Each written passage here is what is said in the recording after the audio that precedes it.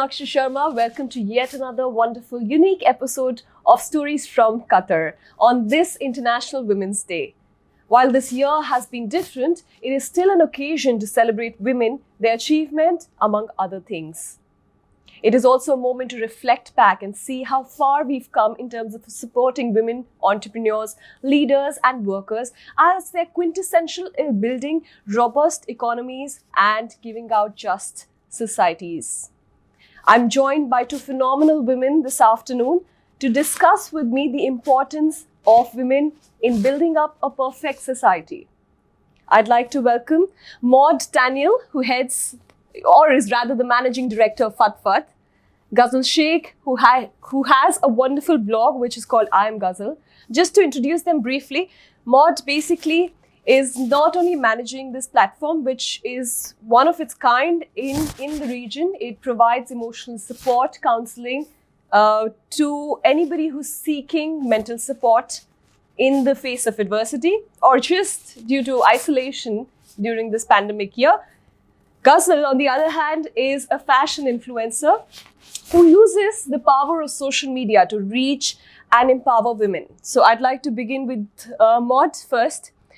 Since both of you all start with social media and that's your emergence, I'd like to begin. What do you think? How do you think social media has empowered you to reach out to the right spaces? Hi, and thank you very much for having me today. I'm really honored to be in this panel. Social media has clearly an influence. So my corporate background is marketing communications, and social media is absolutely one of the key media that we've been using over the past decade. It offers a window display of your offering, your personality, your identity, your brand. And it's cost efficient, and you are able to reach out to the target audience that you wish to target. However, because it's on the Wide Wide Web, you tend to reach out much more than the target you aim. And this is very fascinating because I enjoy looking at analytics and looking at the flow of followership, likes, comment, engagement, people who are not necessarily active, but who is watching, who is seeing, who is rewatching. Yeah, of course, I've been using social media a lot in my career and in my own brand, and yeah, it's very impactful.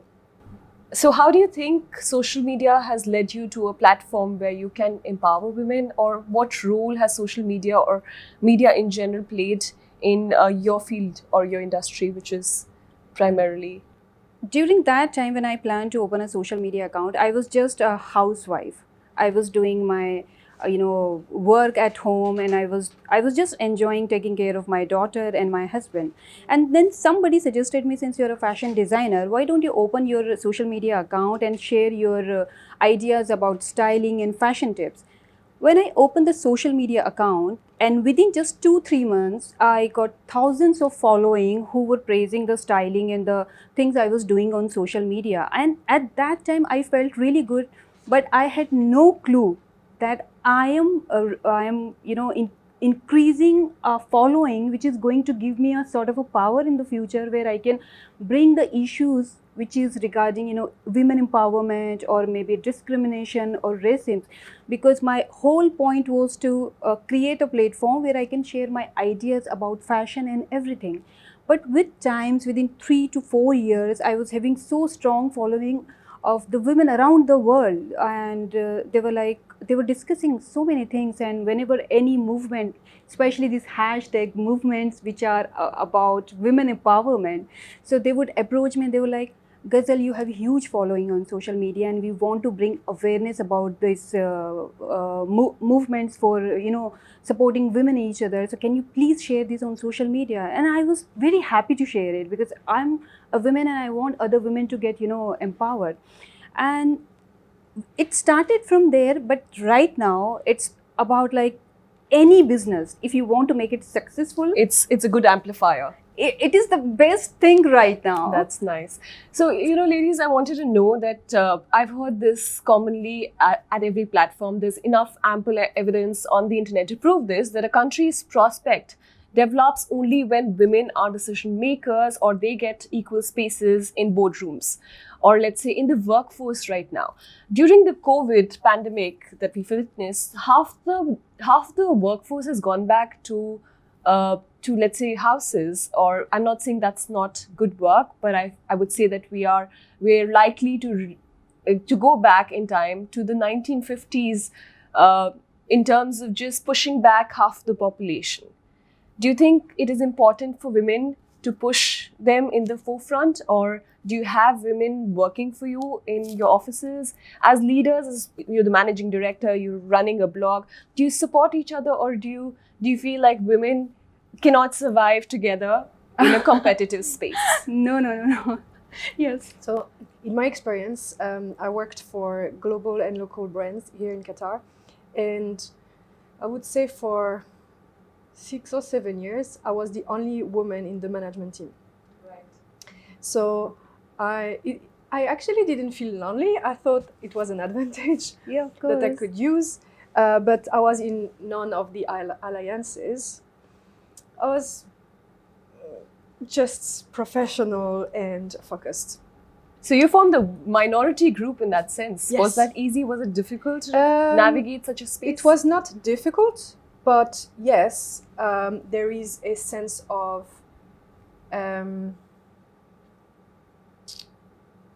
you're not treated the same way as the other men in the boardroom. But I mean, that's my personality. I stand for myself and I stand for my ideas, and I deliver. So this is a That's proof amazing. that I'm worth as much as you Yeah, guys. of course. But now that I'm running a business and I have the opportunity to create the company culture and to create my own team, the majority are women. Oh, that's Actually. brilliant. So you're changing it. You're I'm making changing it a completely. 360 revolution. 360. Maybe it's a compensation. Yes. But I believe this is because I was not looking to for just hire women. to just hire women. I like diversity in gender, in nationalities, in culture, in way of thinking, in experiences. I really look for people who are the opposite of me, so we can complement each other in the business world. However, it tends that in the coaching, counseling world, more women are, have that job. And I'm super grateful because I'm surrounded with the dream team, really.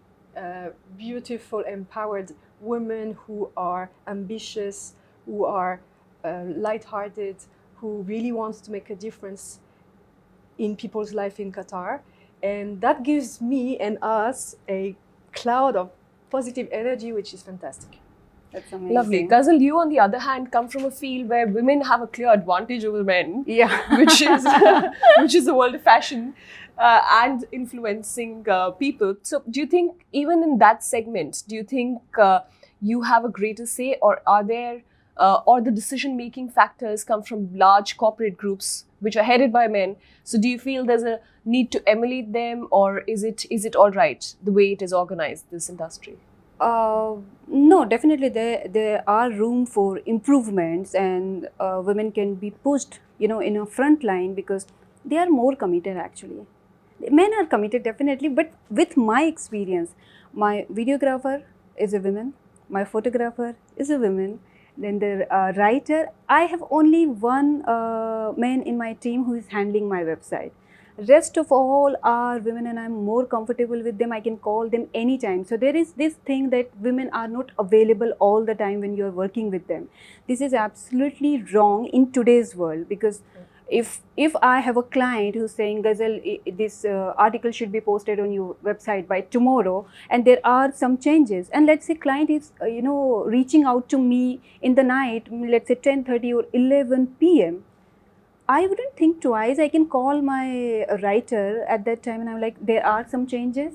But what and you about, have let's to- say a brand reaches out to you, let's say it's a skincare brand, Yeah. and they say let's promote 25% white complexion, and or let's just say they say something which is not very accepting of the fact that women can be included. So how do you deal with that? Have you faced a scenario? I have faced the different scenario about racism, but women and men, no, I did not feel it even about the white skin. Actually, in today's time, people and brands are really very well aware about the fact that they might trigger something if they would ask any influencer to, promote something which can brighten the skin or which can make her look more beautiful or, different, or maybe looking something else, or maybe something from someone from a different country, not from Asian country. So now brands don't do it, but there is still this thing about racism. Okay, some brands are like, no, we don't want to associate with an Asian blogger. Okay, we are targeting, let's say, English crowd, or we are targeting, let's say, Arab crowd. So there is this thing still there So in the that's market. understandable because they're micro influencers and they're Yeah, regional exactly. So opinion. this area should be improved. Otherwise, I don't think so. There are really huge things happening, because maybe 4 years back or 5 years back, there were things like we don't need women employers or employees, because we feel more comfortable, or they feel men are more dedicated towards their 9 to 5 jobs or business and all. But women are equally doing in every field. So that's amazing for all the women who are housewives and who are into business. It is getting better and better with time, and I'm pretty sure because of social media, with time it will get so stronger that there won't be any hashtag movement where people would be talking about gender equality or maybe discrimination or violence against women, because social media has given us that platform where we can put our points, and we don't need mainstream media which is not been covering all these issues for years. So definitely this time is better. Maud, you come from a wonderful country. How's the situation looking back?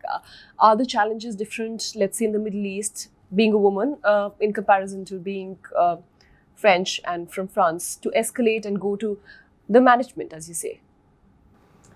In terms of, so France has a history of human rights and lately women rights.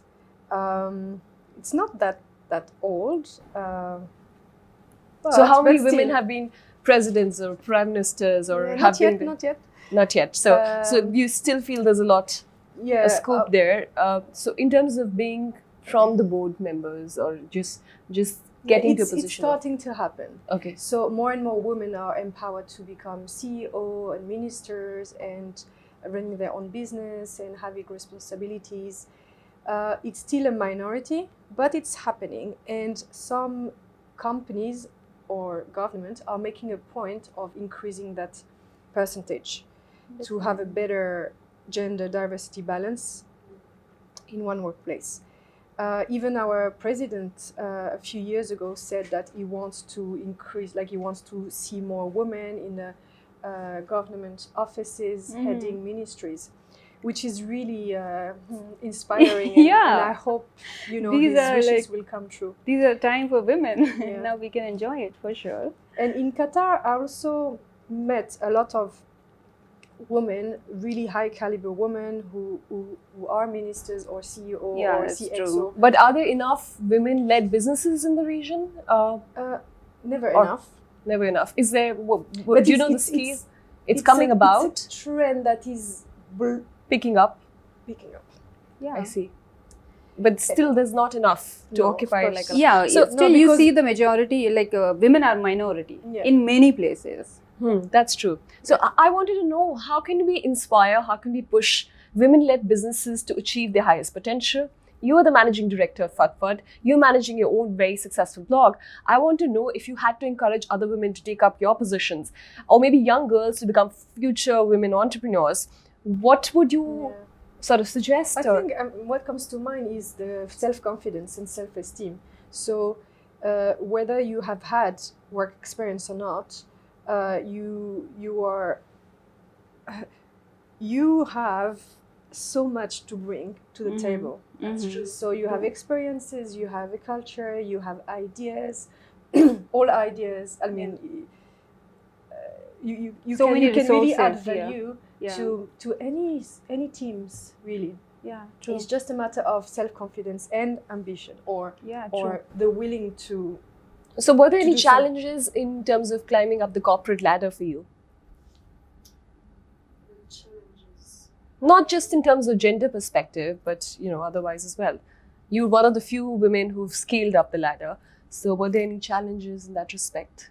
See, in my field, it's related to fashion. So Right. I'll be really honest, I didn't see much of difficulties to reach here because social media is all dependent, is all about you are sharing something which is creative or which is informative. or But did which you is, ever feel the pressure that you're catering to the male gaze as a woman on social media? maybe I'm too confident woman who doesn't pay attention to all these things, because I know if it is a man or if it's a board meeting and let's say I'm the only one sitting in the room who is women, I can still be competing with them. Did you feel the pressure to look beautiful every time you went in front of the camera? Did you feel like Yes. you could have just, if you had Yeah, content? it's slightly, Slight. slightly is there. Yeah, that you have to be presentable and you have to, but we are coming out gradually. Like, if you see 5 years before, I wouldn't go out, doing like 1 to 10 checking on my hair, on my makeup, on my outfit. But now you see I didn't even do my hair very nicely, and I was like, oh, let's talk about it. It's about women empowerment and I don't need to fix my hair that way. So yeah, comfort level is there for sure. I Yeah. believe the challenge in the workplace against men is that there is an expectation that we have to be perfect Yeah. all the time. So let's say wearing stilettos, is that mandatory? I've heard in some of the corporate groups in Qatar, that's an absolute requirement. It depends actually where you go.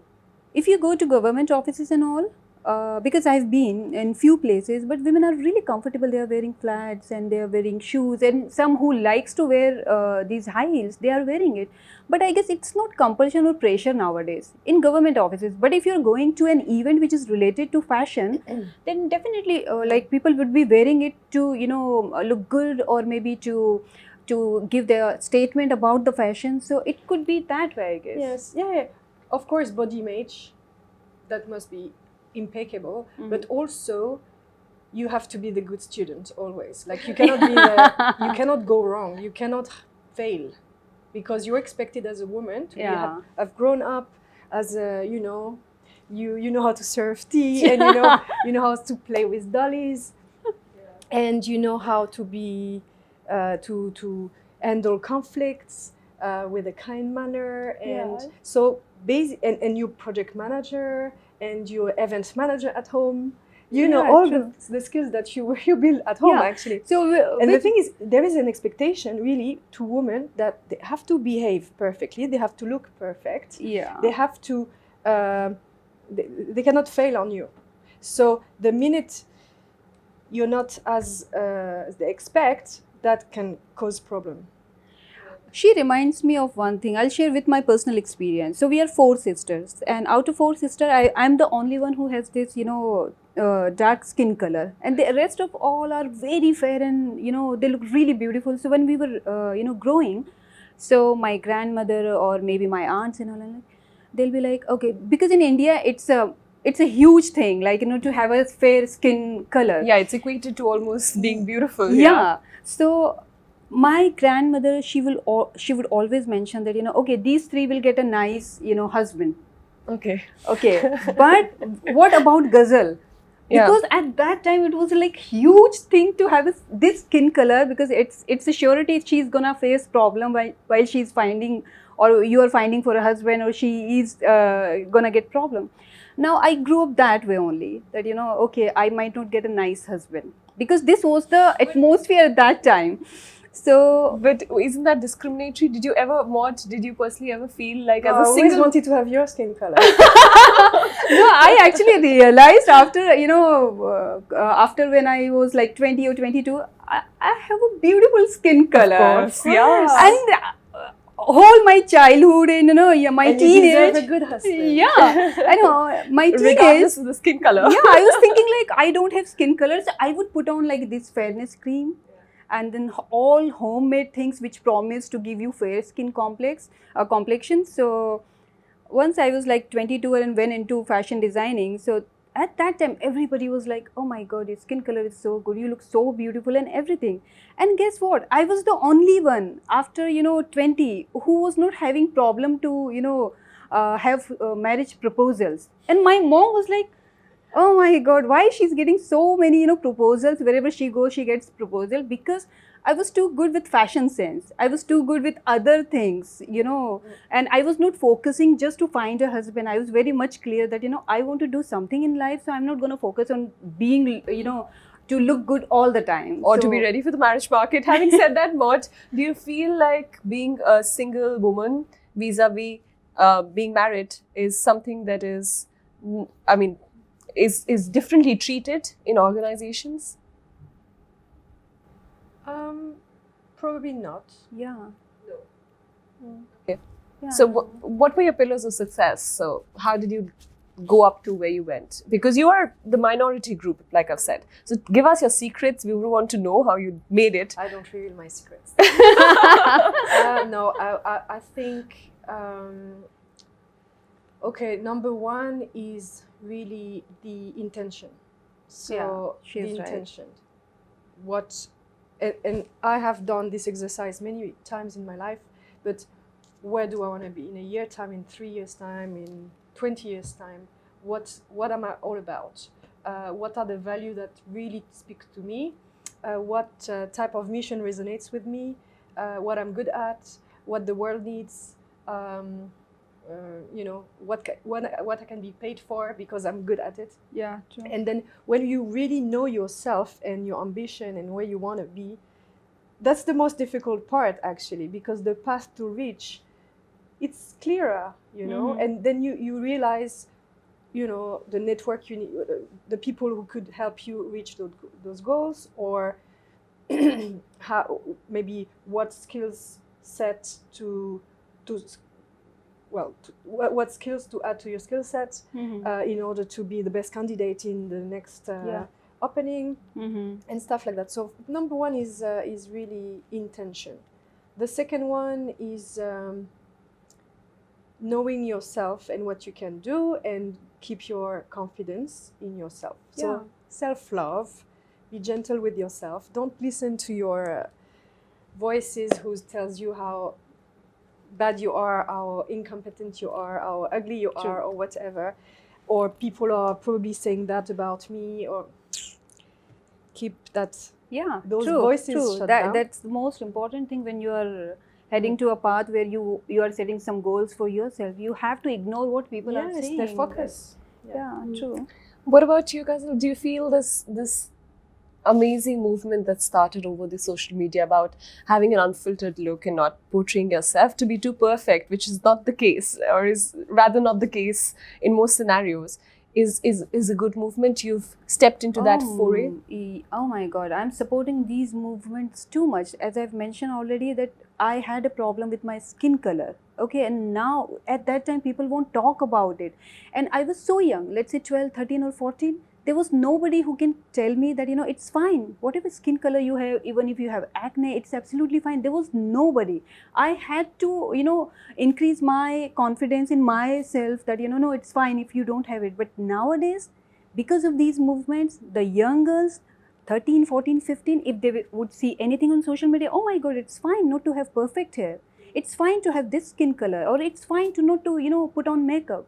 So definitely now they have thousands of people or women, or the successful women, who are saying it's absolutely fine. All right to go through the experience. Absolutely. So this generation is more lucky, I feel. Yes. I really miss social media at my time. It should have been there, yeah. And in my culture, we are not overdoing anything. Like it's more effortless style of Your French beauty. style is famous around the world. Yeah, but I don't feel like, I don't feel connected with like the over the filtering and stuff. Even when I take a picture, even a landscape or anything like this, I try on the filters, but I prefer my original picture, seriously, true. all the time. True. So I'm not a filter person. I don't filter. Okay. That's me. Okay, right there. So could you, the last but not the least, I'd like to ask you both. It's an open-ended question. I'd want you to describe the role of women shaping the future of Qatar in all the fields. And especially you being the director, the managing director, Fad Fad, you must have heard anonymous voices from women across diverse groups. You'd have a lot more insight to sort of tell us if what is the kind of role women ought to play or they are playing, and how can they be encouraged in the future? See, we are in the era right now where it's not that difficult to make understand other people, let's say men or women, that, you know, we can do better than what we have been portrayed, you know, in a certain, you know, shape that, you know, okay, women can do only this much. Like before it was like, okay, women can take care of home better than men. But now it is being proven and men know about it, that women can take care of home, children, us, and also the work. So it's already there in the society that, you know, women can achieve whatever they want to achieve. Now, the only thing, if men can support them little more, if they can do that, because they are not open that much right now. They're like, yeah, they are little, you know, conscious, or, you know, they're thinking, okay, I won't come, you know, in the open, but men should come in the open when it comes to support their daughter, sister, or, you know, their wife. If it will become normal, trust me, we might not be discussing all these topics here, because women are fighting for their rights. Women are fighting what they deserve, but they are not getting that sort of support from their, you know, family members, especially from men, father, husband, or, you know, son, or whoever it is. If they come in the support, so the things can change. Definitely, and it will boost the confidence of the women that, you know, okay, no matter what is happening in the world, I have the support of my family and every single member is supporting me. So it's going to, you know, give more power to women for sure. Yeah, I can't wait to see a better gender diversity in Qatar and anywhere in the world, just because I feel it will change the dynamic in a workplace, and that can be only interesting, because I believe in brainstorming, in exchanging ideas, and I know women thinks differently sometimes and have maybe would have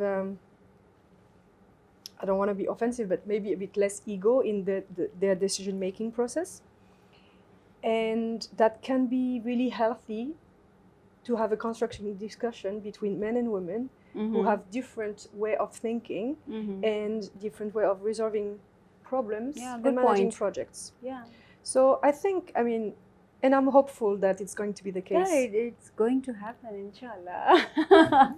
As you women have rightly said, personal is the political. Every change that needs to happen needs to start from a personal domain space and further would go to the public arena. This is me, Nakshi Sharma from Qatarday. Thank you. Thank you.